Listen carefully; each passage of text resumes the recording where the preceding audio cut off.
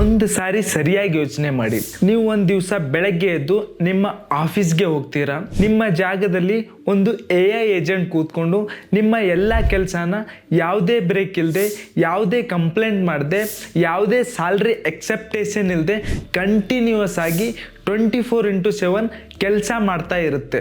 ಆಗ ನಿಮ್ಮ ಬಾಸ್ ಬಂದು ನಿಮ್ಗೆ ಹೇಳ್ತಾರೆ, ಇನ್ಮೇಲೆ ನಿಮ್ಮ ಅವಶ್ಯಕತೆ ನಮ್ಗಿಲ್ಲ, ನಿಮ್ಮ ಕೆಲಸನ ನಾವು AI ಏಜೆಂಟ್ಸ್ ಮೂಲಕ ಮಾಡ್ತಾ ಇದ್ದೇವೆ. ಆವಾಗ ನಿಮ್ಗೆ ಯಾವ ರೀತಿ ಫೀಲ್ ಆಗಬೇಡ ಹೇಳಿ. ಇಂಥ ಒಂದು ಪರಿಸ್ಥಿತಿನ ಫೇಸ್ ಮಾಡೋಕೆ ನೀವು ತಯಾರಾಗಿದ್ದೀರಾ? ಸರ್ವಿಸ್ ನೌ ಅನ್ನೋ ಒಂದು ಸಂಸ್ಥೆಯ ವರದಿ ಪ್ರಕಾರ 2030 ಹೊತ್ತಿಗೆ ಬರೀ ಭಾರತದಲ್ಲಿಯೇ 10 ಮಿಲಿಯನ್ ಜಾಬ್ಸ್ ಅಂದ್ರೆ ಸುಮಾರು 1 ಕೋಟಿ ಜನರು AI ಏಜೆಂಟ್ಸ್ ನ ಸಲುವಾಗಿ ತಮ್ಮ ಕೆಲಸನ ಕಳ್ಕೊಳ್ಳೋ ಅಪಾಯದಲ್ಲಿದ್ದಾರೆ. ನಮ್ಗೆ ಕಾಡ್ತಿರೋ ಪ್ರಶ್ನೆ ಏನಂದ್ರೆ, ನಿಜವಾಗ್ಲೂ 1 ಕೋಟಿ ಜನ ನಿರುದ್ಯೋಗಿಗಳಾಗ್ತಾರ? ಹೌದು ಅನ್ನೋದಾದ್ರೆ ನಾವು ಅಂತ ಪರಿಸ್ಥಿತಿಲಿ ಏನ್ ಮಾಡಬಹುದು? ಸೊ ನಾನು ಈ ವಿಡಿಯೋದಲ್ಲಿ ಪ್ರತಿಯೊಂದನ್ನು ಡೀಟೇಲ್ ಆಗಿ ಹೇಳ್ತಾ ಹೋಗ್ತೀನಿ. ವಿಡಿಯೋನ ಮಿಸ್ ಮಾಡದೆ ಕೊನೆವರೆಗೂ ನೋಡಿ. ಸ್ನೇಹಿತರೆ, 2025ರಲ್ಲಿ ಆರ್ಟಿಫಿಷಿಯಲ್ ಇಂಟೆಲಿಜೆನ್ಸ್ ಎಲ್ಲರ ಬಾಯಲ್ಲಿ ಬರೋ ಒಂದು ಬಸ್ ವರ್ಡ್ ಆಗದೆ, ನಾವು ಮಾಡೋ ಪ್ರತಿ ಕೆಲಸದಲ್ಲೂ AI ನ ಅವಶ್ಯಕತೆ ತುಂಬಾ ಹೆಚ್ಚಾಗ್ತಾ ಇದೆ. ಇವತ್ತು ನಾವು ಬರೀ ChatGPT ಅಥವಾ ಮಿಡ್ ಜರ್ನಿ ಬಗ್ಗೆ ಮಾತಾಡ್ತಾ ಇಲ್ಲ. ಒಂದು ಹೊಸ ಟೆಕ್ನಾಲಜಿ ಮಾರ್ಕೆಟ್ಗೆ ಬಂದಿದೆ, ಅದೇ ಏಜೆಂಟಿಕ್ AI. ಈ AI ಬರೀ ನಾವು ಕೇಳೋ ಪ್ರಶ್ನೆಗಳಿಗೆ ಆನ್ಸರ್ ಮಾಡದೆ ಸ್ವತಃ ತನ್ನ ಬುದ್ಧಿಶಕ್ತಿಯಿಂದ ಪ್ಲಾನ್ ಮಾಡುತ್ತೆ, ಡಿಸಿಷನ್ ತಗೊಳುತ್ತೆ, ಮತ್ತೆ ತನಗೆ ಕೊಟ್ಟಿರೋ ಟಾಸ್ಕ್ ಎಕ್ಸಿಕ್ಯೂಟ್ ಮಾಡುತ್ತೆ. ಅಂದ್ರೆ ಒಂದು ಡಿಜಿಟಲ್ ಎಂಪ್ಲಾಯ್ ಸ್ವತಃ ತಾನೇ ಯೋಚನೆ ಮಾಡುತ್ತೆ, ಹಾಗೆ ಆಕ್ಷನ್ ಕೂಡ ತಗೊಳುತ್ತೆ. ಇದೇ ಕಾರಣದಿಂದಾಗಿ ಜಗತ್ತಿನಾದ್ಯಂತ ತುಂಬಾ ಜನ ತಮ್ಮ ಕೆಲಸ ಕಳ್ಕೊಳ್ಳೋ ಅಪಾಯದಲ್ಲಿದ್ದಾರೆ. ಭಾರತದಲ್ಲಿ ಮುಂಚೆಯಿಂದಾನೇ ಅನ್ಎಂಪ್ಲಾಯ್ಮೆಂಟ್ ಒಂದು ದೊಡ್ಡ ಸಮಸ್ಯೆ ಆಗಿದೆ. ಇಂತಹ ಸಂದರ್ಭದಲ್ಲಿ ಆರ್ಟಿಫಿಷಿಯಲ್ ಇಂಟೆಲಿಜೆನ್ಸ್ ಈಗಿರೋ ಜನರ ಕೆಲಸ ಕೂಡ ರಿಪ್ಲೇಸ್ ಮಾಡಿದ್ರೆ ಪರಿಸ್ಥಿತಿ ಇನ್ನೂ ತುಂಬಾ ಹದಗೆಡುತ್ತೆ. ಸೊ ಮೊದಲನೆಯದಾಗಿ ನಾವು ಏಜೆಂಟಿಕ್ AI ಅಂದ್ರೆ ಏನು ಅಂತ ಅರ್ಥ ಮಾಡ್ಕೊಳ್ಳೋಣ. ನಾರ್ಮಲ್ AI ನೀವು ಕಮಾಂಡ್ ಕೊಡ್ತೀರಾ, ಅದು ನಿಮ್ಗೆ ಆನ್ಸರ್ ಮಾಡುತ್ತೆ. ಫಾರ್ ಎಕ್ಸಾಂಪಲ್, ನೀವು ಒಂದು ಇಮೇಲ್ ಬರೆಯೋಕೆ ಹೇಳ್ತೀರಾ, AI ಇಮೇಲ್ ನ ಬರೆದು ಕೊಡುತ್ತೆ. ಆದ್ರೆ ಏಜೆಂಟಿಕ್ AI ಹಾಗಲ್ಲ. ಏಜೆಂಟಿಕ್ AI ತಾನೇ ಯೋಚನೆ ಮಾಡುತ್ತೆ, ಇಮೇಲ್ ಬರೆಯೋದೋ ಬೇಡವೋ, ಬರೆದ್ರು ಯಾವ ಟೋನಲ್ಲಿ ಬರೆಯೋದು, ಯಾರಿಗೆ ಫಾರ್ವರ್ಡ್ ಮಾಡೋದು, ಅಕಸ್ಮಾತ್ ರೀಪ್ಲೇ ಬಂದ್ರೆ ಏನ್ ಮಾಡೋದು. ಒಂದು ಸಂಪೂರ್ಣ ಯೋಚನೆಗಳ ಸರಪಳಿ, ಅಂದ್ರೆ ಚೈನ್ ಆಫ್ ಥಾಟ್ಸ್ ಯಾವುದೇ ಮನುಷ್ಯನ ಸಹಾಯ ಇಲ್ಲದೆ ಮಾಡುತ್ತೆ.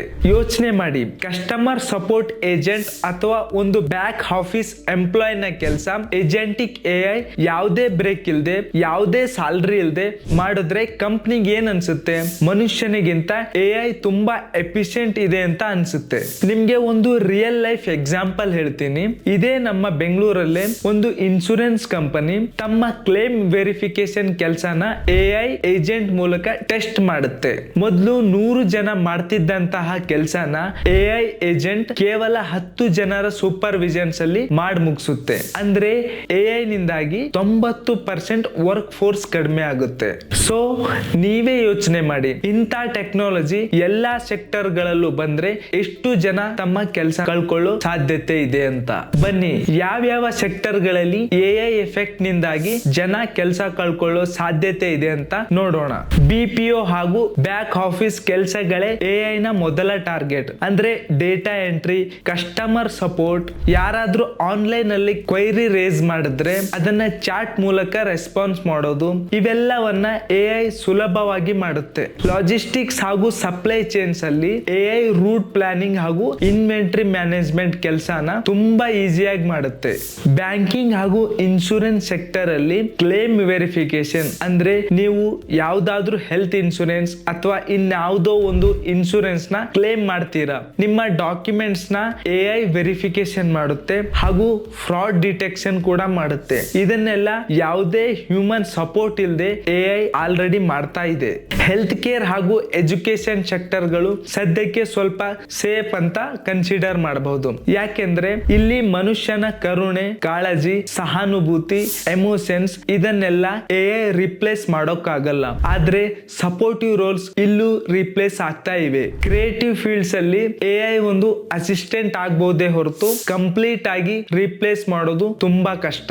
ಸಿಂಪಲ್ ಆಗಿ ಹೇಳೋದಾದ್ರೆ ಯಾರೆಲ್ಲ ರಿಪಿಟೇಟಿವ್ ಹಾಗೂ ರೂಟೀನ್ ಜಾಬ್ಸ್ ಮಾಡ್ತಾರಲ್ಲ ಅಂತವ್ರು ಕೆಲಸ ಕಳ್ಕೊಳ್ಳೋ ಸಾಧ್ಯತೆ ಇದೆ. ಬರೀ ಕೆಲಸ ಕಳ್ಕೊಂಡು ನಿರುದ್ಯೋಗಿ ಆಗೋದೇ ಒಂದು ಪ್ರಾಬ್ಲಮ್ ಅಲ್ಲ, ಇನ್ನು 3 ದೊಡ್ಡ ಚಾಲೆಂಜಸ್ ಗಳಿವೆ. ಮೊದಲನೆಯದು ಅಕೌಂಟೆಬಿಲಿಟಿ. AI ಯಾವುದೇ ರೀಸನ್ ಇಲ್ಲದೆ ಲೋನ್ ನ ರಿಜೆಕ್ಟ್ ಮಾಡ್ತು ಅಂದ್ರೆ ಇದಕ್ಕೆ ಜವಾಬ್ದಾರಿ ಯಾರು? AI, ಕಂಪನಿ ಅಥವಾ ಡೆವಲಪರ್? ಎರಡನೆಯದು ಬಯಾಸ್ಡ್. AI ಗೆ ಬಯಾಸ್ಡ್ ಡೇಟಾದಿಂದ ಟ್ರೈನ್ ಮಾಡಿದ್ರೆ AI ನ ಡಿಸಿಷನ್ ಕೂಡ ಬಯಾಸ್ಡ್ ಆಗೇ ಇರುತ್ತೆ. ಸೊ ನಾವೆಲ್ಲ ನೋಡಿರೋ ಹಾಗೆ AI ಒಂದೊಂದ್ ಸಾರಿ ರೇಸಿಸ್ಟ್ ಅಥವಾ ಅನ್ಫೇರ್ ಔಟ್ಪುಟ್ಸ್ ಕೊಡುತ್ತೆ. ಹಾಗೂ ಮೂರನೆಯದು ಇನ್ಇಕ್ವಾಲಿಟಿ. ಯಾರೆಲ್ಲ ತಮ್ಮ ಕೆಲಸದಲ್ಲಿ AI ನ ಅಡಾಪ್ಟ್ ಮಾಡ್ಕೊಳ್ತಾರೋ ಅವರ ಫ್ಯೂಚರ್ ಸೆಕ್ಯೂರ್ ಆಗಿರುತ್ತೆ. ಯಾರೆಲ್ಲ ಅಡಾಪ್ಟ್ ಮಾಡ್ಕೊಳ್ಳೋದಿಲ್ವೋ ಅವರು ತುಂಬಾ ಹಿಂದೆ ಉಳಿತಾರೆ. ಇದು ರೂರಲ್ ಹಾಗೂ ಅರ್ಬನ್ ಏರಿಯಾಗಳಲ್ಲಿ ಇನ್ನೂ ಜಾಸ್ತಿ ಡಿಫರೆನ್ಸ್ ಕ್ರಿಯೇಟ್ ಮಾಡುತ್ತೆ. ಸೊ ಸಿಂಪಲ್ ಆಗಿ ಅರ್ಥ ಮಾಡ್ಕೊಳ್ಳಿ, AI ರೆವಲ್ಯೂಷನ್ ಇಂದ ಸ್ವಲ್ಪ ಜನ ತಮ್ಮ ಕೆಲಸನ ಅಪ್ಗ್ರೇಡ್ ಮಾಡ್ಕೊಂಡು ಫ್ಯೂಚರ್ ನ ಸೆಕ್ಯೂರ್ ಮಾಡ್ಕೋತಾರೆ. ಇನ್ನು ಸ್ವಲ್ಪ ಜನ ಇರೋ ಕೆಲಸನ ಕಳ್ಕೊಂಡು ನಿರುದ್ಯೋಗಿಗಳಾಗ್ತಾರೆ.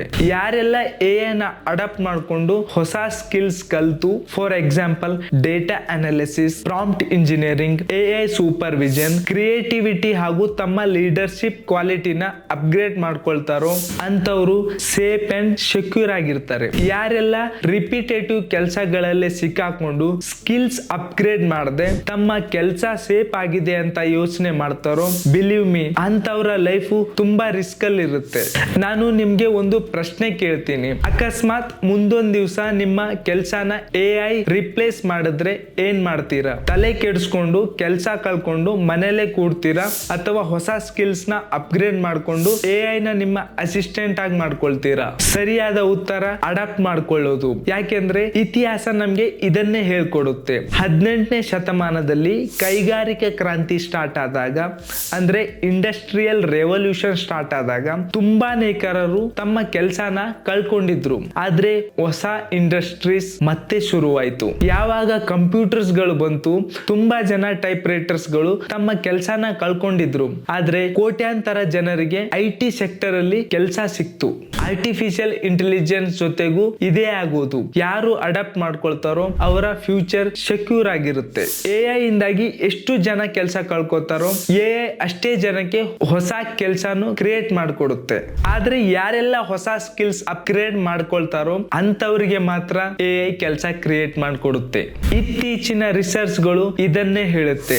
ಯಾರೆಲ್ಲ ತಮ್ಮ ಕೆಲಸದಲ್ಲಿ AI ನ ಯೂಸ್ ಮಾಡ್ತಾರೋ ಅವರ ಪ್ರೊಡಕ್ಟಿವಿಟಿ 2ರಿಂದ 3ರಷ್ಟು ಜಾಸ್ತಿ ಇರುತ್ತೆ. ಅಂದ್ರೆ ನಿಮ್ಗೆ AI ಯೂಸ್ ಮಾಡೋಕೆ ಬರುತ್ತೆ ಅಂದ್ರೆ ನೀವು 3 ಜನರ ಕೆಲಸನ ಒಬ್ಬರೇ ಮಾಡಬಹುದು. ಇದೇ ಕಾರಣದಿಂದಾಗಿ ಕಂಪನಿಗೆ ನಿಮ್ಮ ವ್ಯಾಲ್ಯೂ ಇನ್ನೂ ಜಾಸ್ತಿ ಆಗ್ತಾ ಹೋಗುತ್ತೆ. AI ನ ಸರಿಯಾಗಿ ಯೂಸ್ ಮಾಡ್ಕೊಂಡ್ರೆ AI ನಮ್ಮ ಶತ್ರು ಆಗಲ್ಲ, AI ನಮ್ಮ ಬೆಸ್ಟ್ ಫ್ರೆಂಡ್ ಆಗುತ್ತೆ. ಸ್ನೇಹಿತರೆ, ಇವತ್ತು ನಾವು ಏನೆಲ್ಲ ನೋಡಿದ್ವಿ ಅಂದ್ರೆ ಏಜೆಂಟಿಕ್ AI ಅಂದ್ರೆ ಏನು, 1 ಕೋಟಿ ಜನರ ಜಾಬ್ಸ್ ಏನಾಗುತ್ತೆ, ಯಾವ ಸೆಕ್ಟರ್ ಗಳಲ್ಲಿ ಜನ ಕೆಲಸ ಕಳ್ಕೊಳ್ಳೋ ಚಾನ್ಸಸ್ ಇದೆ, ಮತ್ತೆ ನಾವು ಏನ್ ಮಾಡ್ಬೇಕು. ಇವಾಗಿರೋ ಪ್ರಶ್ನೆ ಒಂದೇ, ನೀವ್ ಏನ್ ಮಾಡ್ತೀರಾ? ನನ್ನ ಒಂದು ಸಿಂಪಲ್ ಅಡ್ವೈಸ್ ಏನಂದ್ರೆ, ದಿನ ಒಂದು ಹೊಸ AI ಟೂಲ್ ಗಳನ್ನ ಪ್ರಾಕ್ಟೀಸ್ ಮಾಡಿ, ಪ್ರಾಂಪ್ಟ್ ಇಂಜಿನಿಯರಿಂಗ್ ತಿಳ್ಕೊಳ್ಳಿ, ಡೇಟಾ ಹ್ಯಾಂಡ್ಲಿಂಗ್ ಮಾಡೋದನ್ನ ಅಭ್ಯಾಸ ಮಾಡಿ, ಜೊತೆಗೆ ತಮ್ಮ ಕಮ್ಯುನಿಕೇಶನ್ ಸ್ಕಿಲ್ಸ್ ಮೇಲೆ ವರ್ಕ್ ಮಾಡಿ. AI ಗೆ ಹೆದರೋ ಅವಶ್ಯಕತೆ ಇಲ್ಲ. AI ನ ನಮ್ಮ ಟೂಲ್ ಮಾಡೋ ಒಳ್ಳೆ ಚಾನ್ಸ್ ಇದು. ವಿಡಿಯೋನ ಲೈಕ್ ಮಾಡಿ, ಶೇರ್ ಮಾಡಿ ಹಾಗೂ ಚಾನೆಲ್ ನ ಸಬ್ಸ್ಕ್ರೈಬ್ ಮಾಡಿ. ಮುಂದಿನ ವಿಡಿಯೋದಲ್ಲಿ ಸಿಗೋಣ.